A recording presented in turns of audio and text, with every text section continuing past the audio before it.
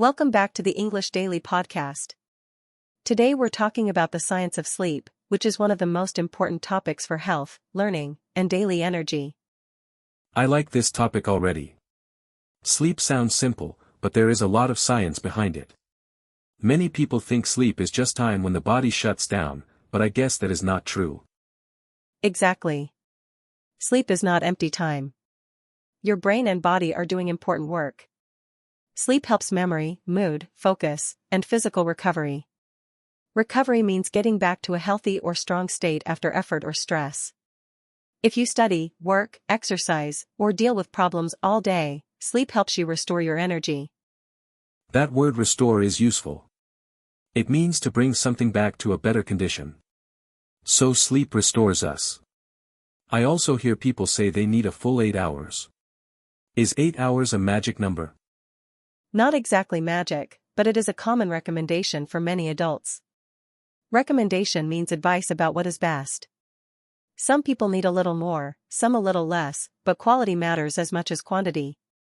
Quantity means how much you have. So one long, deep night of sleep can be better than several hours of broken sleep. Broken sleep means you keep waking up during the night, right?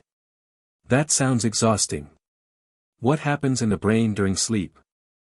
A lot happens. One important idea is the circadian rhythm. That is your body's internal clock. Circadian rhythm is the natural 24-hour cycle that tells your body when to feel awake and when to feel sleepy. Light in the morning helps this clock stay balanced, and darkness at night helps your body prepare for rest. Internal clock is a great phrase.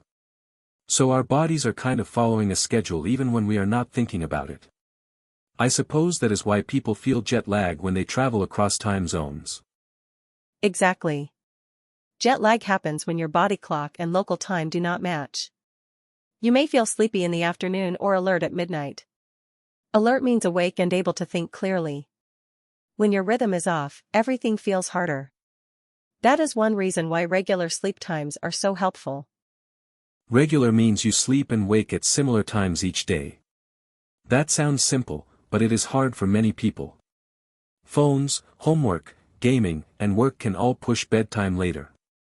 Yes, and that leads to a very useful phrase, sleep hygiene. Hygiene usually means cleanliness, but sleep hygiene means healthy habits that improve sleep. For example, keeping a consistent bedtime, reducing bright screens before sleep, and making your room cool and quiet. Those small habits can make a big difference. I have heard people say they scroll on their phone until they feel sleepy, but then they actually become more awake. Why does that happen? Bright screens and mental stimulation can delay sleep. Stimulation means something that activates your mind or body. Social media, exciting videos, and intense games can keep your brain busy. Blue light from screens may also tell your brain it is still daytime.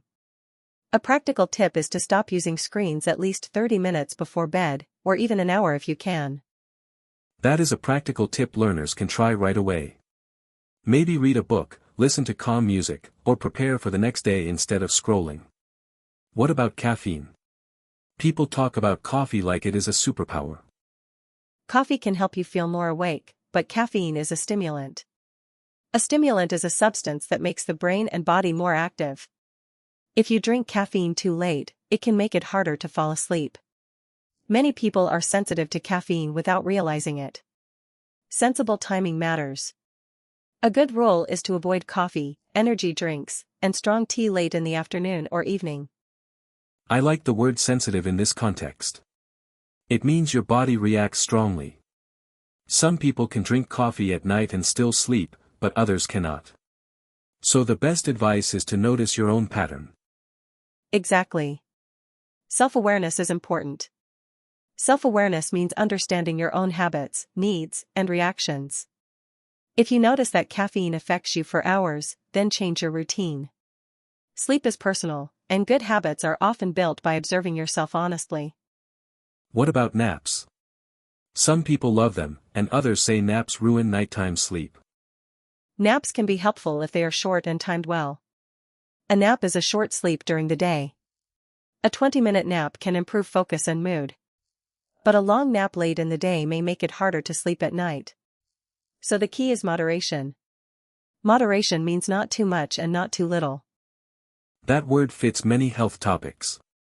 Not too much, not too little. What happens when people do not get enough sleep for a long time? That is called sleep deprivation. Deprivation means not having enough of something important. Sleep deprivation can affect memory, concentration, mood, and even appetite. People may feel irritable, which means easily annoyed.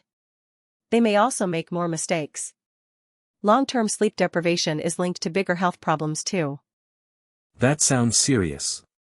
So sleep is not a luxury. It is a basic need, like food and water. Exactly. A lot of people treat sleep like a reward for finishing everything else, but sleep should be part of the plan from the beginning. One helpful habit is to build a bedtime routine. A routine is a regular set of actions you do in the same order. For example, wash your face, dim the lights, put your phone away, and read for 10 minutes. A bedtime routine sounds calming. It gives your brain a signal that the day is ending. I can see how this would help students who feel busy or anxious. Yes, and anxiety can also interfere with sleep. Anxiety means strong worry or nervousness. If your mind is racing, it is harder to relax. One practical technique is to write your tasks for tomorrow on paper before bed. That way, your brain does not keep reminding you to remember them. You can also try slow breathing or gentle stretching. I like that. Writing things down can feel like closing open tabs in your mind. It sounds very useful for intermediate learners too, because the vocabulary is simple but powerful. Another useful word is restorative sleep. Restorative means helping you recover and feel renewed. Deep sleep and REM sleep are both part of restorative sleep. REM stands for rapid eye movement. During REM sleep, your brain is active and dreaming often happens. Deep sleep helps the body repair itself. So different stages have different jobs. That is fascinating. I did not know the brain was so active during sleep. People often think rest means doing nothing, but it sounds like sleep is active in a hidden way. That is a great way to say it. Sleep looks passive from the outside, but inside the body, a lot is happening. Memory is being organized, emotions are being processed, and the nervous system is recovering. That is why a good night of sleep can make learning feel easier the next day. So if someone studies vocabulary before bed, could sleep help them remember it better? Yes, sleep can support memory consolidation. Consolidation means making something stronger and more stable. When you review information and then sleep, your brain may store it more effectively. That is one reason some students study in the evening and then review again the next day. The sleep between sessions helps learning stick. That is a very practical tip. Review, sleep, review again.